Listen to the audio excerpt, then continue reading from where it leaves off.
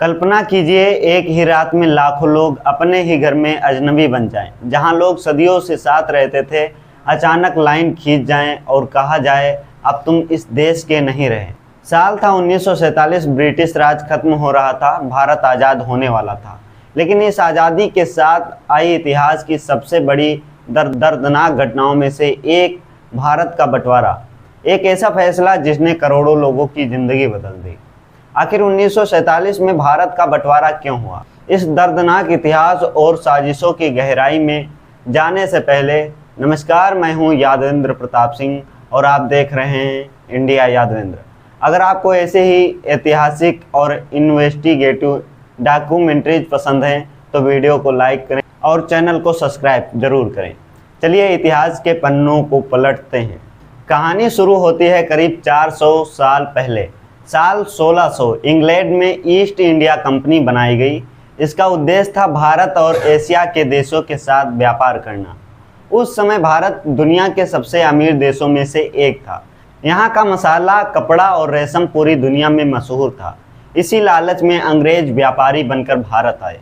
शुरुआत में उन्होंने छोटे छोटे व्यापारिक ठिकाने बनाए, लेकिन उनकी नज़र सिर्फ व्यापार पर नहीं, भारत की सत्ता पर थी। 18वीं सदी में जब मुगल साम्राज्य कमजोर पड़ने लगा, तब अंग्रेजों ने फूट डालो और राज करो की नीति अपनाई। साल 1757 बैटल ऑफ प्लासी।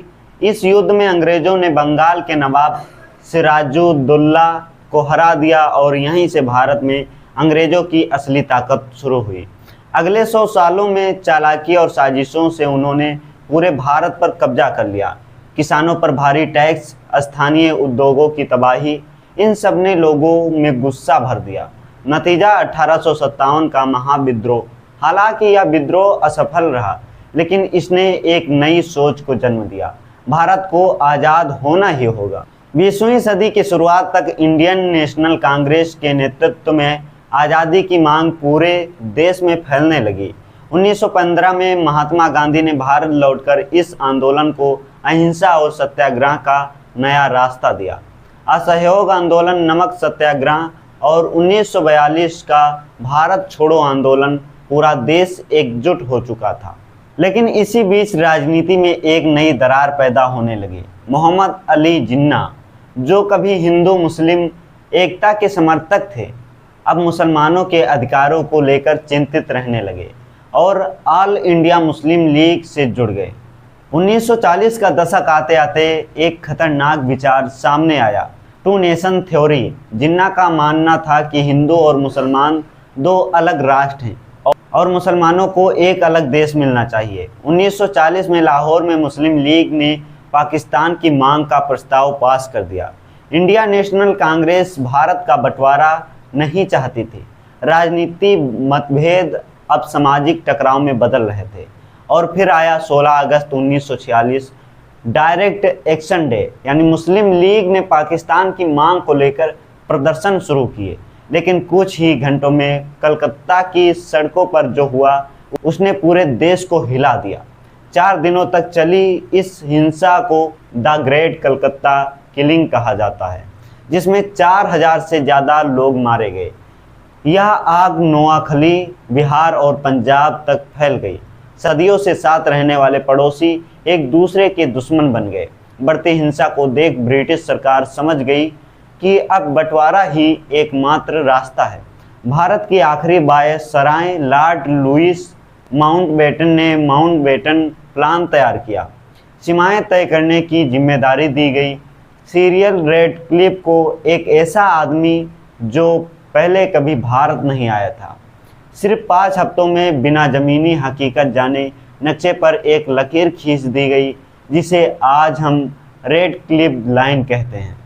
जब यह सीमा घोषित हुई, लाखों लोगों को पता चला कि उनका घर अब दूसरे देश में है और शुरू हुआ मानव इतिहास का सबसे बड़ा और दर्दनाक पलायन।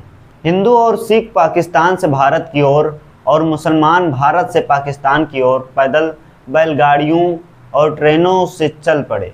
ट्रेन इतनी भरी होती थी कि लोगों के खड़े होने की जगह नहीं थी। कई ट्रेन जब सीमा पर पहुंचती तो उनमें सिर्फ लाशें होते थे। इन्हें घोस्ट ट्रेन्स कहा गया। करीब 1.4 करोड़ लोग बेघर हुए और अनुमान है कि 10 लाख लोग मारे गए। और फिर 200 सालों के इंतजार के बाद 15 अगस्त 1947 को भारत आज़ाद हुआ।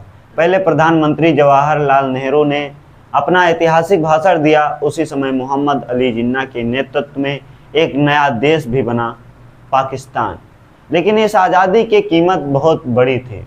भारत का बंटवारा सिर्फ नक्शे पर खींची गई एक लाइन नहीं थी, यह लाखों दिलों के बीच आई एक गहरी खाई थी। कई लोग अपना घर, अपना शहर और अपनी यादें पीछे छोड़ आए। इतिहास हमें यही सिखाता है कि नफरत कभी किसी को जीत नहीं दिलाती और विभाजन हमेशा अपने पीछे दर्द की कहानियां छोड़ जाता है। दोस्तों, 1947 के इस बंटवारे पर आपकी क्या राय है, मुझे कमेंट्स में ज़रूर बताएं। अगर आपको यह वीडियो पसंद आया हो तो इसे शेयर ज़रूर करें और इंडिया यादवेंद्र को सब्सक्राइब करना ना भूलें। जय हिंद, वंदे मातरम।